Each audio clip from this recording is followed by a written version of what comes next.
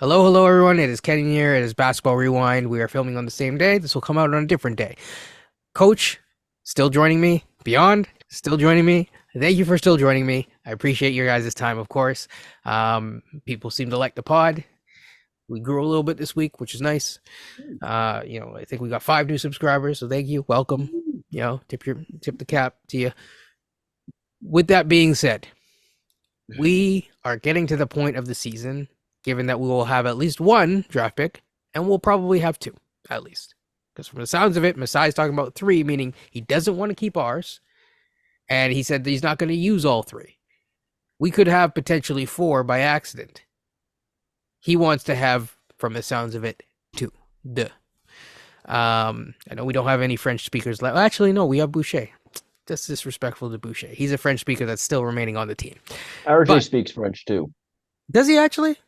I heard him in his one of his first pressers. He was speaking French, and I was like, "Oh, I didn't know he spoke French." Oh, that's awesome. Because I don't I used to.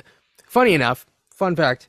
I used to listen to the Ibaka and the Pascal French interviews to get better at French as I was going through Duolingo and stuff like that. So I will listen to RJ's more intently to RJ's interviews now. Wait, Okay, yeah, true. With that being said, you know, Oh, uh, ask coaches. That's the only French word he knows. I'll leave that yeah, I alone. was gonna say come on, Dito, but the oh boy, we're what? gonna we're gonna yeah, exactly. I mean, We're gonna alienate some people here. So let's just get right into it. Today we're gonna be talking about draft talk. So to get into this, I think it's a good idea to first talk about one thing and one thing only, and then we'll talk about the man of the hour that we're talking about today. We're gonna be talking about Kyle Filipowski in 1 second. But before we get into that, I think it's important to talk about what are we looking for in prospects. So obviously we're going to be looking at different prospects around the league because there's so many places that we could end up. We're going to be looking not all the way like 50 whatever, but we're going to be looking at about at least the folks will probably see about one prospect a week, but we're probably going to be looking at two behind the scenes, and we will be putting those out there. I think we're going to be looking at it, but both from a non-Raptor standpoint to say, okay, what team would like this person, but also potentially from a Raptor standpoint, what are we looking for? So, as our first introductory episode for the 2024 draft season, what do you think that the Raptors need? What are you looking for? What kind of prospect? I'll let you guys take it from there, and then we'll get really quickly into Kyle Filipowski. you go for it beyond. I would talk a lot last time. That's okay. Wait. I'm not wearing a different shirt in this case, a different sweater. Yeah, yeah, exactly. Um, you know, look, man. First thing on a side note, I think no one's been happier for these trades in this case than one Kenyan in this case because 3 weeks ago we had no draft picks. And Kenyon was a sad Kenyon because he had no draft picks to talk about for the Raptors. And now, after 3 weeks, he's got a treasure trove. He doesn't know what to do with himself now. All the draft picks he got to discuss now. So no one's happier than Kenyon. It's like we got picks. Those of you who didn't think I wanted to trade for picks, here you go, big smile.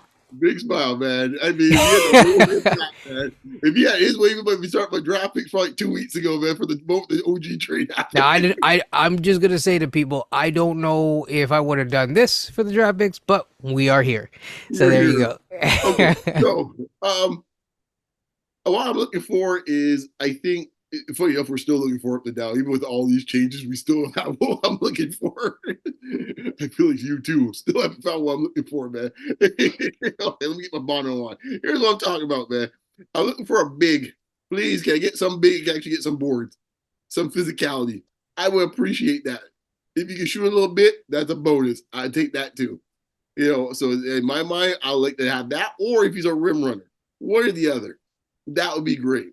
I think the shooting might be a little more suitable based on the type of roster we have, but but a rim runner with quickly could work pretty well. Even with RJ, his playmaking ability, he's showing more and more and more. So and of course Scotty's to some extent as well too. So I'm like, A rim runner is not necessarily a bad thing either. So that's what I'm looking for. Some bigs. We need some dudes in here that could actually bounce around some guys, man. Do you watch the Knicks game? Holy smokes.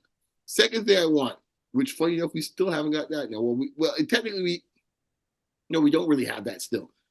I would like to get a guy who could give you some punch off the bench and could get his own shot off the bench and could play a little defense.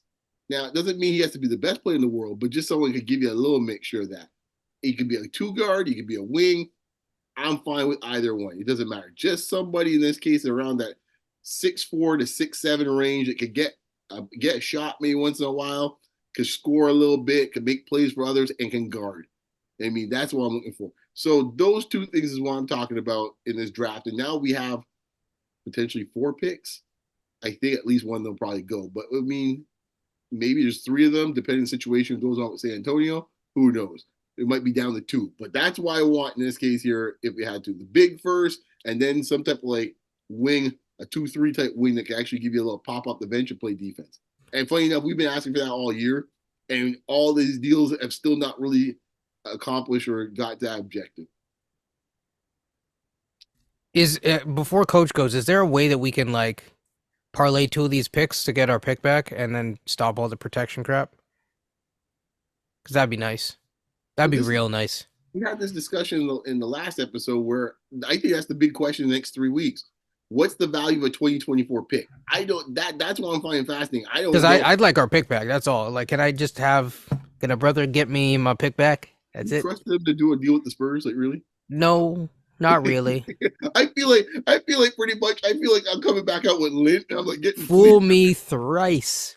Yeah, I feel like years in a row. I feel like we're gonna get mugged in the street in this case every time we deal with the Spurs. Like, oh my gosh, where's my wallet? It's like, yeah. Like, just bring your lunch money tomorrow. Yeah, I've been pickpocketed again. Your mom makes a good sandwich. Yeah, I just moved that on someone else. Yeah, I just like, you know what? Just take that out. Tell her she needs to put some salt on the, it's just like, exactly. Okay. I just want to stay away from San Antonio at this point, man. Fair enough. Call blocked. Coach, you're what do we need on this team? Because personally, I think we need a lot, but we do. First of all, we need talent, and we're so talent deficient. It's not even funny right now. I think in terms of more positional thing, I think it's definitely front court help. As Beyond said, we are way too small as currently constructed.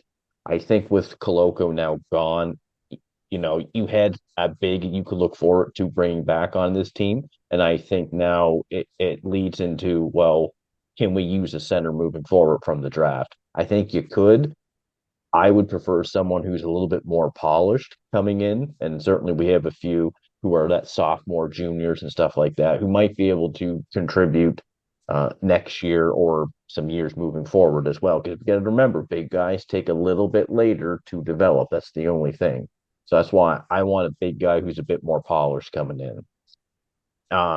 We've gone from Vision 6'9" in the last 2 years to Vision 6'5" in the last 3 weeks. Incredibly small. And I can't believe I'm saying this. I kind of want a guy who might be 6'9" in this draft, because I think we could use someone who's just going to be a mobile, especially defensively, because I think offensively we're going to be okay. I really do think our offense is going to be fine moving forward. But defensively, that's a big concern. So I would be looking at, can you find your OG maybe in this draft, which is really difficult to find. But I would be open to something like that. You get a guy who's 6'7" to 6'8", fairly mobile defensively, maybe who can knock down some shots. I don't know who that is. Definitely don't know if it's this draft, which is noted to be weak. But I would be somewhat looking in that direction as well. Front court help is needed. We are putting up a sign. Front court help wanted. Wanted sign. Yeah, so the way I describe this draft is I think it's very flat. I do think that while it is very early and there will be movement that happens, barring something catastrophic, hope that doesn't happen to the young man. Usually when there's a 7-foot whatever player who shows that they can shoot and has some game, they usually go number 1. Just historically, in recent years, they usually go very high. It's like either one or two. Like that's it. They're definitely not making it past three. So all those people who think that Alex Sarr is gonna drop, um, people that I've talked to, we're not talking about him today, but I think he's actually got some talent in this draft, and I don't think he's going to be dropping. Well, to kind of bolster your point, Kenyon, I'll just say the name Michael Olowokandi. That's all I got to say. A good one actually. That's all I got to say. Even if it Bowie. doesn't, yeah, and Well, even to if be it fair, doesn't, Sam yeah, had the injury. Sam could play, but Sam, Candy's a whole different story. That was like, I'll just take the money and run it. Like, I'm done. Greg Oden. There we go. Yeah. Hashim So, Thabit Yep. He was number 2 pick. Yeah. picked ahead of Harden and DeRozan and Tyreek Evans. Yikes. It's number 2 pick. Ooh. it's also a crapshoot, as you could tell people.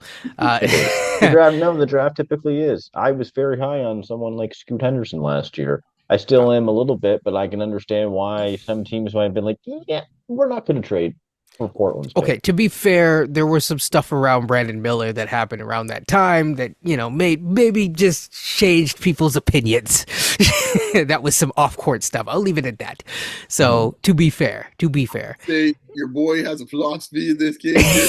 Charlotte, take the back and score on the wing. You got the point guard already. Okay, I'm glad you didn't call him a shooter. Okay, that's all.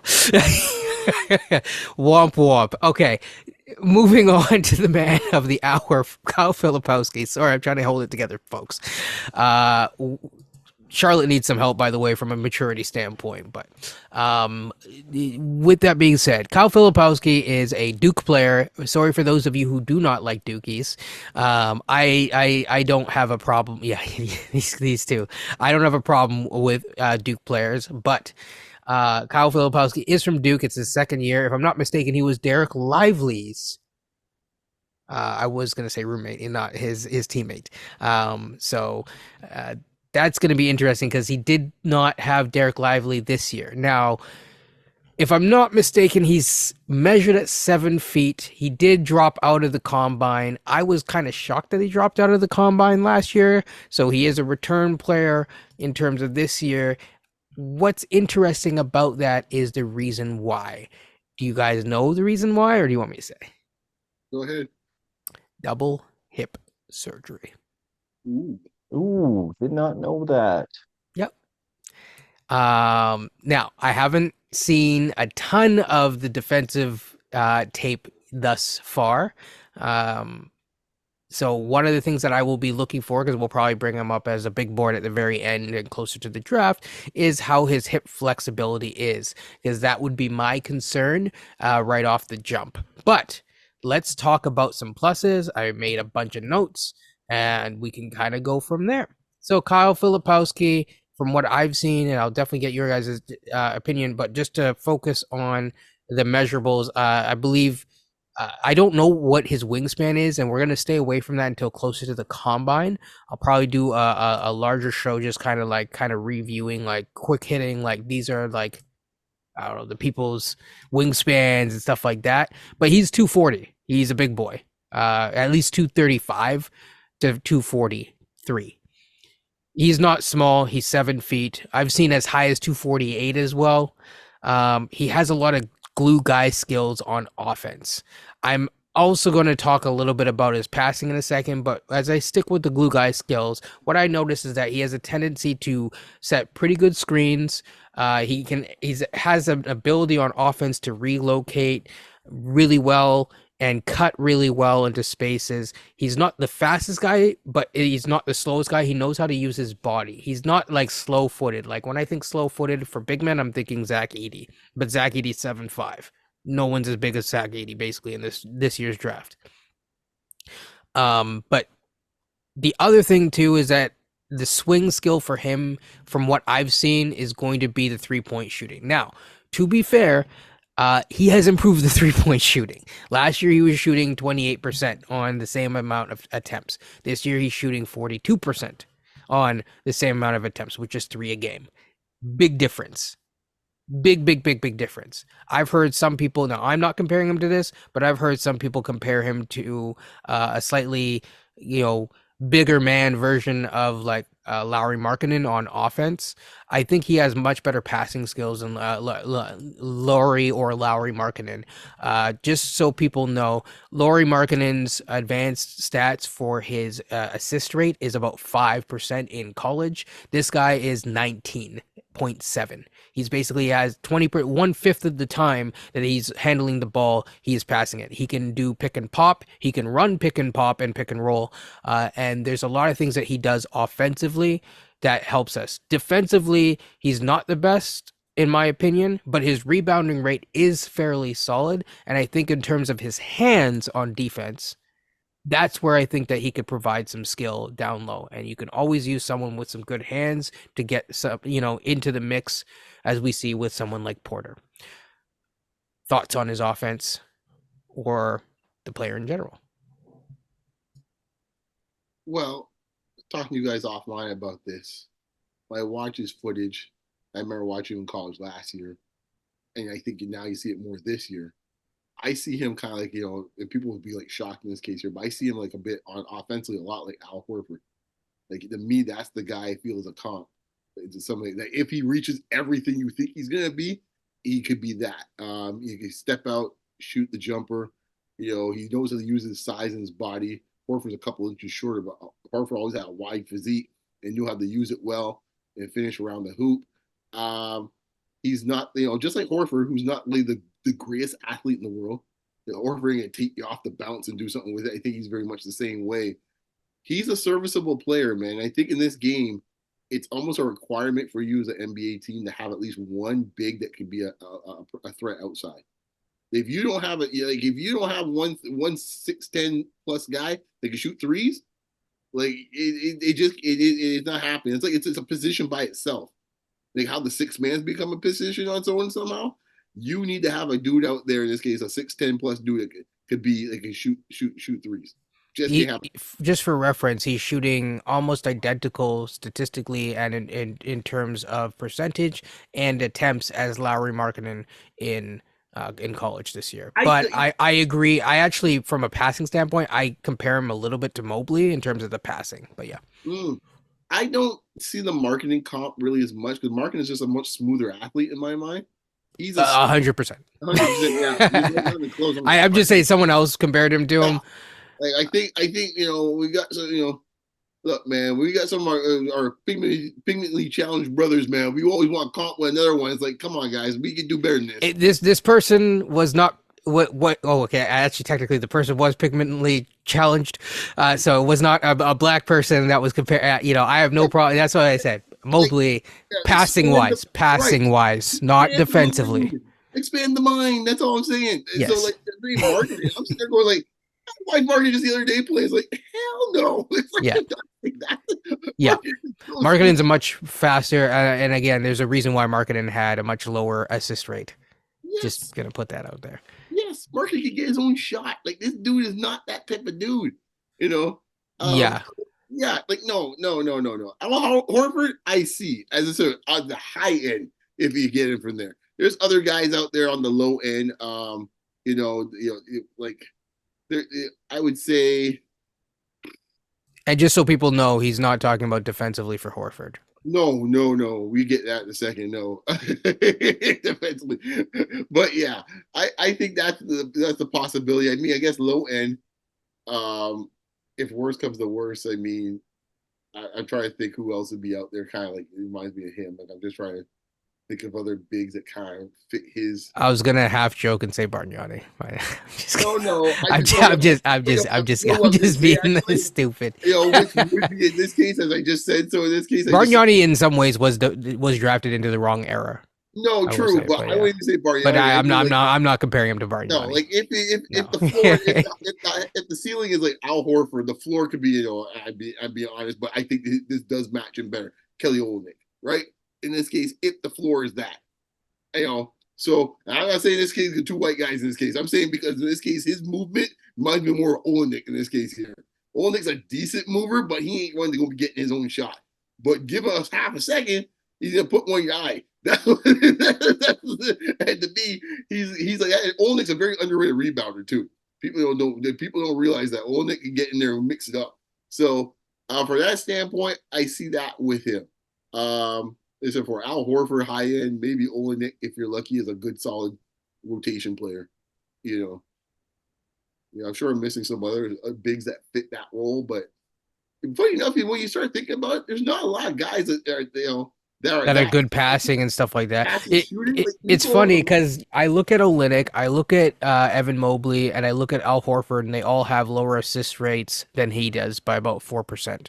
mm, Just so people know. So right? there's a very like he's really good at making a lot of assists. And if I'm not mistaken, I'm just gonna look really quickly now, but I believe his turnover percentage is lower than those guys as well. It is. It's 11%. Yeah. Most of those guys had a much higher a turnover percentage. Kelly had 15. Al Horford, not all of the years, but he had as high. He had a higher turnover percentage than assist percentage. So in terms of his ability to read the floor offensively, I think it's actually quite at a high rate. Yeah. Hey, man, I'll say this thing too, man. Man, Duke, man, it's a Duke classic, man. When you get that pick and roll and they get that big rolls in there and seals that guard. They've been doing that, man, pretty much since Leitner all the way up to Zion. They got any sort of prominent big, they're gonna make you pay in there, man. And he's sealing off like no one's business. On some of those picks, it's like that Duke play.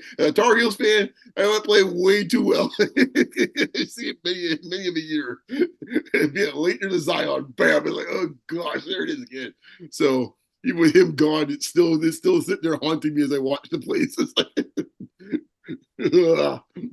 So yeah, okay, I'm gonna try to get this Duke thing on my system. Okay. Sorry, guys. Sorry, It's guys. hard. It's hard, I Coach. know.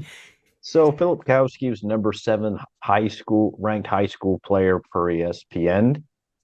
He wasn't Gigi Jackson number 1. But anyway, Filipowski number 7. Uh, he's a fairly mobile big, actually, offensively, more than I thought he was going to when I was looking at some of the film, and I've watched the odd Duke game this year. He's actually got a decent spin move in the post. I'm not going to say it's Siakam good, but it's not. But it's not bad. It's better than I envisioned it would be. You guys were making some comps. To me, he reminds me a little bit of DeAndre Ayton. I'm saying Ayton doesn't wow you offensively, and he definitely defensively, it's another story. But I think Filipowski could be a guy in the league. He'll get you 18 and 10. That's basically what Ayton gets you a night. I think the only difference is Filipowski's could be able to stretch the D more because of his 3-point shooting ability. And just so It's people know, he is averaging basically 18 points, almost 9 rebounds. And here's the key thing: 3 assists. Hit 70% from the line this year, but that's down for a couple of reasons. But he does get to the line 9 times. Sorry, Coach. Just the one other best thing. thing. Oh, go for it. Just one other thing, Coach. Just go back to my Al Horford comp. His years in Atlanta look pretty similar to that. Yeah. Yeah, no, exactly. That's that one. And his agent, what a smart man or smart woman, whoever it is, must have told him to not stay in the 2023 draft. He was slotted to go a late first round. They were like, it's going to be a weaker draft next year. Go then after he has a year of development. Filipowski next to Alexander Sarr is probably the second best center in this draft right now. And if you want to consider Sarr as a center, and I'm just comparing him to his contemporaries. So the kid from UConn, Donovan, I don't know if I'm saying his last name right, Klingon, and Kelal Ware, who I know is a guy that our guy Reese really likes. He's by far, per the advanced numbers, better than those guys right now. He has higher defensive win share than Donovan Klingon. He's got higher defensive box plus or minus than any of those guys. His win shares are second, but I know the kid from UConn, Donovan Klingon, he defensively makes a massive difference. So I think Filipowski's defense, I'm guessing, is underrated right now. And I suspect as the year goes along, his numbers are probably going to hold its own. I don't see why there would be a dip in numbers. So I think Filipowski, you're looking at probably the first or second best center in this draft. He might be more polished than Alex Sarr is right now, but mind you, Alex Sarr is also a couple of years younger than him. So I think, What about Yves by comparison to Yves, well, he's the a Baylor freshman. guy? Yeah, Yeah, he's a freshman, and yeah. it's hard to, and he's a bit smaller, but per the numbers, it looks like Filipowski is better than him right now. But mind you, I also worry when one's a someone's freshman, one's a shooting sophomore. sub 50% from the free throw. The one thing that I would say, I guess I didn't say this, sorry to interrupt, coach, but I don't want a major project Nope. unless they have like to me a project has to be ready within the next 2 years. I don't want to go through a whole long thing, but Scotty Barnes in many ways is a he's a project and he is a an experiment in many ways too. And Yeah. that's not a bad thing, but then you can only have, sorry, Masai, you're only limited to one project, in my opinion. We will be talking about other guys throughout this draft process that people really like. Some of them I do think that are projects, some of them are not. But I do think that Kyle Filipowski is not really a major project player in terms of offensively. Yeah, I think you know what you're gonna. I think you have an idea of what you're gonna get from him. I think offensively, I'm not worried about him at all at the next level. I think he kind of fits this modern NBA.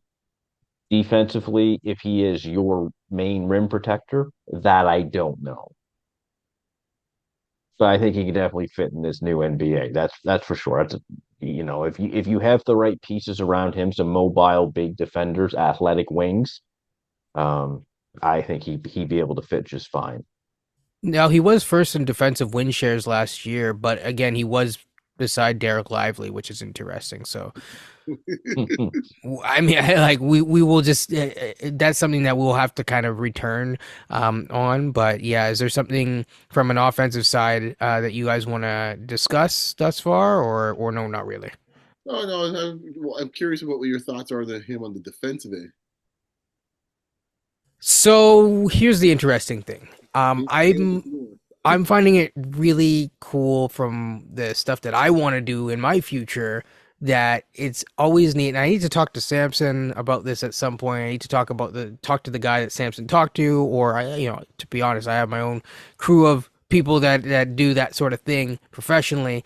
It's always interesting to see who is able to be really good movers on an offensive end versus a defensive end who is able to have good balance when they're pushing forward or not versus having backwards momentum. It's very different. There's a thing called GFRs that some people will see me tweet about, ground force reactions, that which is like the amount of force that you're able to generate with a push, going forward or backwards. And there's a lot of stuff that go into this. I'm not gonna go turn this into a science lecture and bore these guys, but what I will say is like I'm really into that kind of stuff. I think that right now I am very interested to see. I don't need his medical chart, but I want to see more on the defensive end. I think that there's a possibility that he could be decent on defense. I don't think he's ever going to be some stalwart. But just having a good understanding of the offensive end, he doesn't really seem to also be a space cadet per se, which I think is very important. We've had space cadets on our squad. I'm not naming names, but having a space cadet on your squad is not always a good thing because all of a sudden it's like, something will happen and oh, okay, I got to do something. So when you have someone like that on your team, whether they're a good help side defender or not, it can be a challenge. I don't think that he is that. So I think that there's a much higher chance just from the situational awareness standpoint that he can be a serviceable defender at the next level. But also, to be fair, he has the size that helps a lot. And just having the size is half of it at the NBA level for a big man, and his foot speed isn't that slow. He's a little bit heavy-footed in terms of how he plants his foot, I find. Sorry, I'm going a little long here. But I think that that's things that you can kind of clean up in terms of like, it's almost like JV. You teach them how to run, but it's like on defense, you shift the stance. But the fact that he can get a little bit lower with some of his dribbling moves on offense gives me hope. So yeah.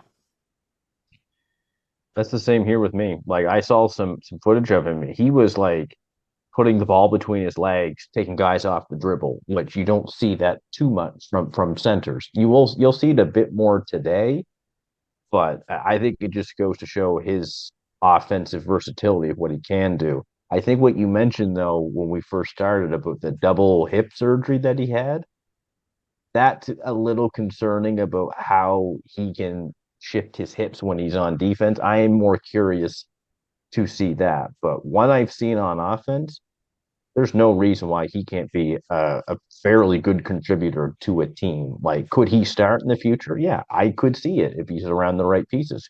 Could he be a rotation piece? Absolutely. And before Beyond goes, I'll just say also, I forgot again, the hands I think are the key. So having good dig downs I think is important and can help bolster your defense. I mean, Jalen Williams, not the Jalen, but the Jaylin on the same team, was a really good defender, but he was not really a good rim protector in a traditional sense. He was almost like a Kyle Lowry style rim protector, where he was always drawing charges and stuff like that. I'm not saying that this guy is like that, but what I'm saying is there are different ways of playing defense, or there's different ways of using guys on defense to make them effective. So yeah, beyond your thoughts. I'm just thinking like if you put him in a role in the NBA, like are you forced to immediately have him play drop coverage? Because I don't know if this is the question when you get the combine and stuff like that. Is he quick enough when you're playing 1-5 pick and rolls and you're defending? Is he quick enough to stick around to keep the point guard in front of him? Or I guess even the closeouts. The also the length matters, because if you're long enough, you can buy yourself a second, which doesn't sound like a lot, but it can. No, It because adds yeah, up. it'd be a big difference. And if you have quick feet, that's another thing can help you close the gap a little bit more. And I don't know yet with him. That's the stuff I got to see from him when you get the combines and stuff like that. When he's playing against other players, like within the draft, and they have these they have this stuff that goes on in Chicago to see how he addresses that, because that's always my concern with this type of body type is like how are they going to move around when you're out there in deep water? And it's like, okay, if setting the pick and roll up at the 3-point line, what are you going to do? Is he quick enough in this case to kind of like, is he quick enough to get around it so you could then have a quick trap? Or is he a guy you just can't get around? You just have to bite the bullet and just give up the 17-foot jump shot and pray that the guard doesn't beat you that way. Right? That's because let's face it, we have a center right now that struggles with that right now. Right? Like that's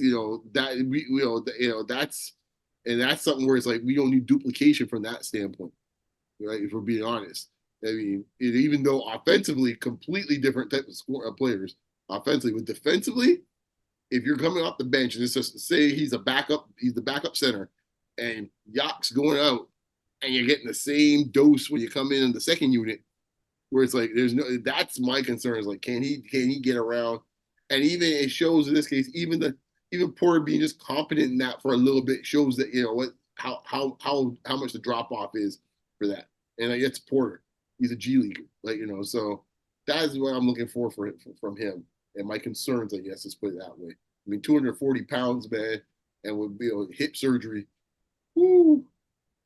That combination, man, can be rough. And he didn't start off in this case being like, moving like a gazelle in Triple J or something like that to start with. So let's see what we got.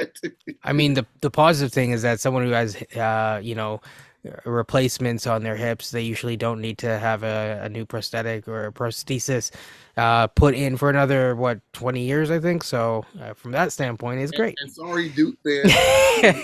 Duke fan. And I think you know where I'm going with it, man. You got to put the Duke tax on it, man. And the Duke tax is always something you got to consider. Yeah.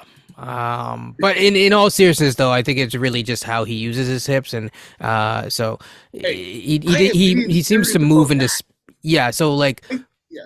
they call I don't like to use the IQ term, but people I say situational awareness. But from understanding of the defensive end, I think he's there. I think he's a good help defender. The problem might be is like how many help defenders can you be? But he has more. No offense to Scotty. Scotty's not 7 feet, so from that standpoint, it's like it really comes down to like how fast can he slide into different areas. and that's going to be a very, very big, interesting thing. There's a lot of people that, again, discussed, almost a year ago like that, like he was fairly solid on that end, but I have to watch a little bit more because again of the Yeah. my personal Hey, concerns. the good thing with Duke is they're going to be in they're going to be in the March Madness, and we're going This to is see them up true. close and There's going personal. to be a The lot of Kobe tape. from exactly. I'll say this: what I mean the Duke tax, guys. Since we're now starting draft talk, when you hear me say Duke tax or Gonzaga tax, I'm not referring in this case that the guys can't play. My concern is with Duke and Gonzaga players is they don't stay healthy. Something's in the water. I don't know what it is, but Duke guys rarely seem to stay healthy enough. Especially the higher the draft pick, the more concerned I get. I don't know what's up Can, with it. yeah, can I just say, like, just as an example, as someone who's slower on defense, but who is really good? I'm not saying that he is this, but I'm just saying, like, Marc Gasol. Mm-hmm. Now, he's not Marc Gasol, okay? Marc Gasol is, like, what, two-time Defensive Player of the Year, if I'm not mistaken? At least one time. I think he won it Um, once. he won it once, and he was, like, at least two-time All-Defense, I think. So, you can be a slower footed big man and still be really good on defense, but your positions need to be really, really sound. The That's the question key. is his situational awareness good enough, or can it be good enough within a 2 year span to be that? Is possible. I don't know. Under this coach, I don't know. Yeah. Well, here's the good That's thing. a whole different story. We might not, Right. we might have a new coach by next year. Real true. Well, your point about Gasol, what Gasol has, and maybe he might have as well too, is you mentioned the hands, right? Yeah. If there's anything, if the ball's anywhere around Gasol, Gasol's getting that swipe. Yeah. It's like, that's how he used to make you fearful when you went in the lane. It wasn't shot blocking. It was like, oh my gosh, if I get this too close, this guy's going to pick my pocket. No. Right. So Yeah. that is something where if his hands are as quick as that or close enough, then that could mitigate some of the potential issues the other way. But then again, if he's off, to your point, you could be sitting down with 4 fouls real quick. Right? Yeah, yeah, almost like Coloco when he was there. So it'll be interesting, is all I'll say. And obviously, we will come back to it at Combine. Is there anything else you guys want? Oh, coach. Yeah, I mean, if you're looking for an offensively talented center, he might be your guy in this draft. I don't know if that's a need for this team next year. I'm looking some, quite frankly, I'm looking for someone like Coloco because we got Hurdle, who not as offensively gifted, but he's very efficient around the rim. I got no worries there. This kid, Filipowski, yeah, he'll have more an offensive repertoire, but I wonder about the defense because I don't know if I can have two centers Right. who aren't as commanding defensively. Hurdle can be at times. I know he has been since the trade. He's been pretty good, but there's enough of a sample size this year where it's looked better. We'll just put it that way.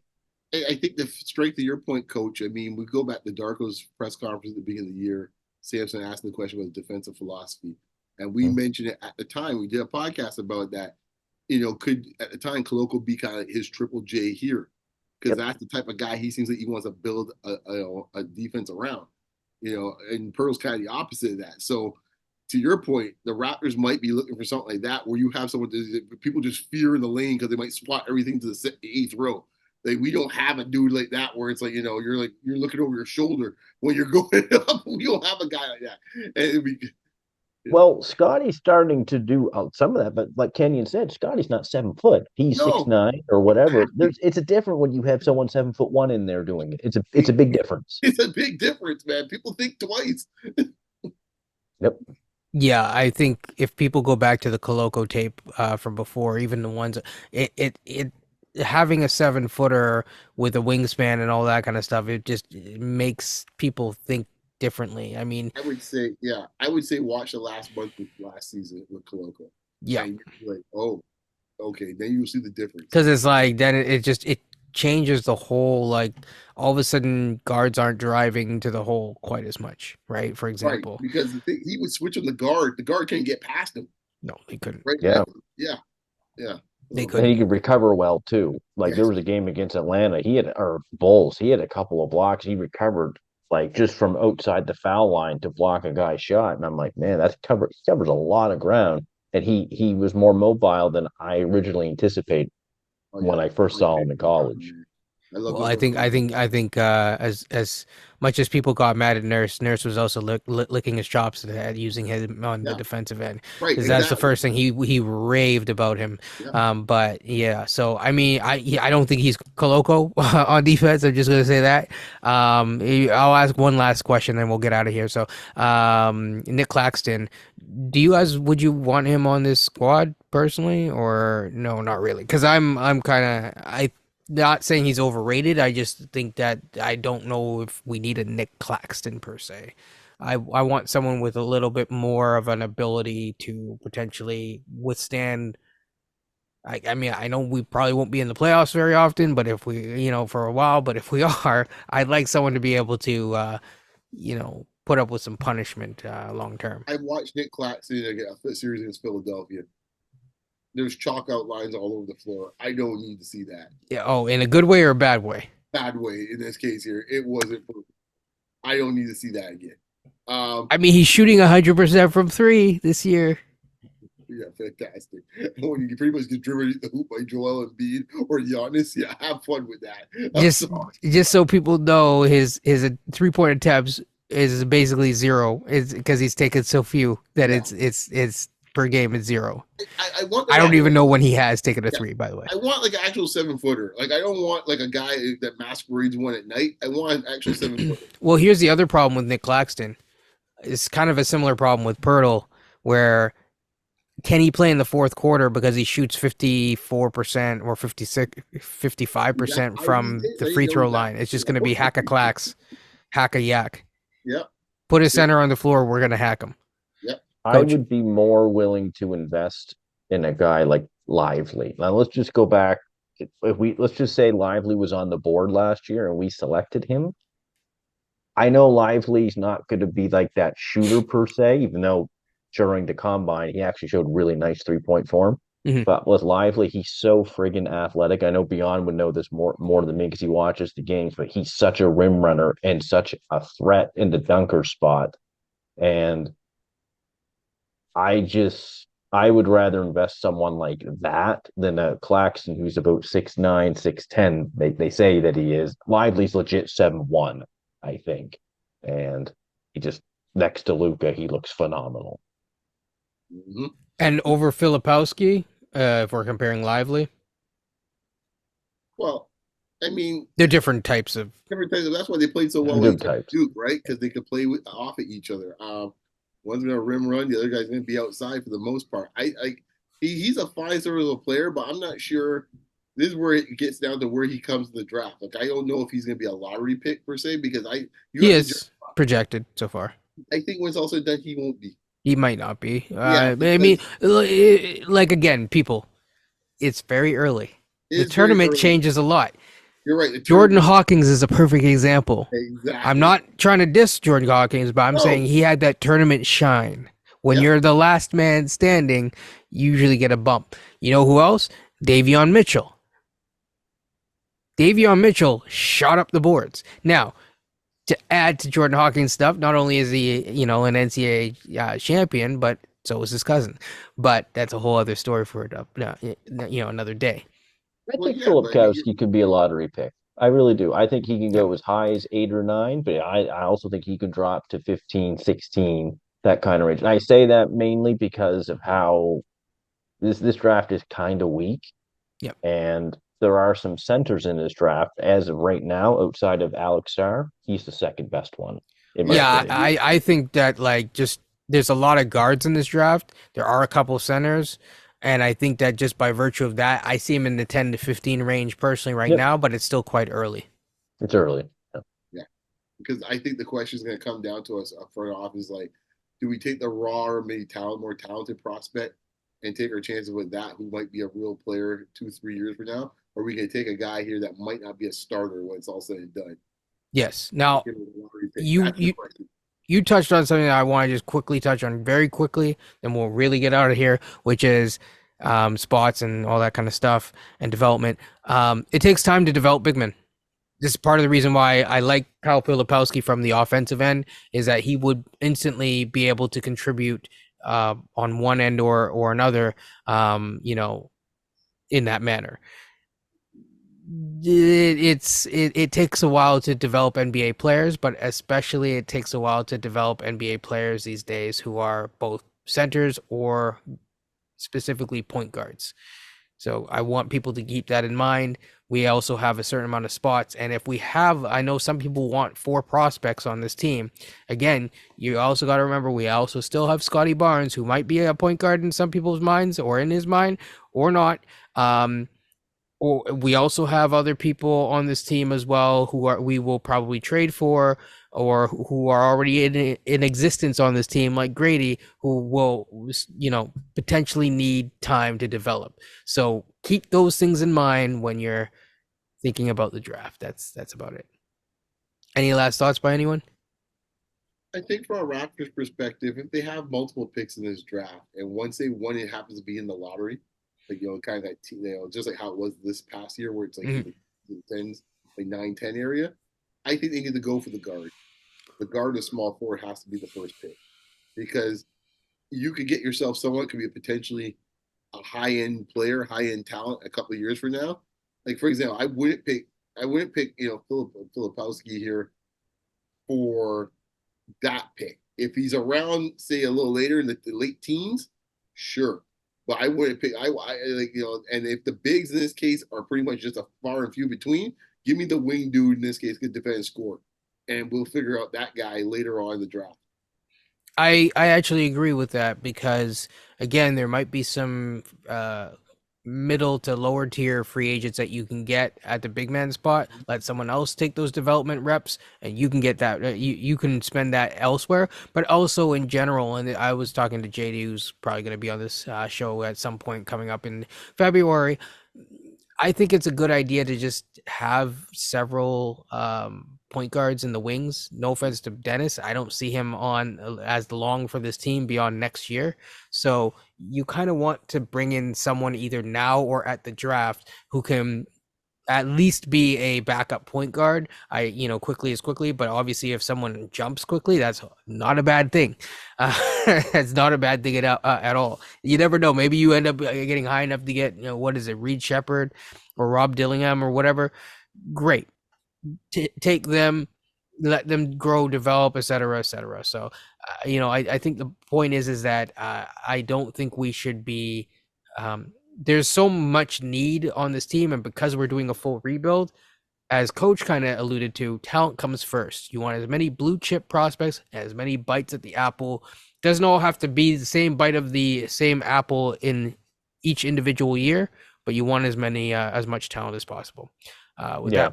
that being said, final words. Anyone? If Yeah. not, I'm out of this. Yep. Just what Beyond says as well. Look, if we somehow keep that fifth, sixth overall pick, you pick the best talent. You don't pick for fit. You pick whoever is there and you feel the best talent, you pick them. With that other Indiana pick, which will probably be in the 18 to 23 range, maybe that's more on, you could probably do more of a fit thing then. So it's front court help. That's why I'd hope that they focus on more so in this draft. But if they see a guard there that you can't pass up on, then obviously you just do it. We're efficient with talent, so it's not going to hurt whoever the best talent is. We're not there yet, but at some point it'd be interesting to look at a certain guard whose last name has James in it. With that being said, I'm gonna end on that note. Take care, everyone, and it's been fun and peace.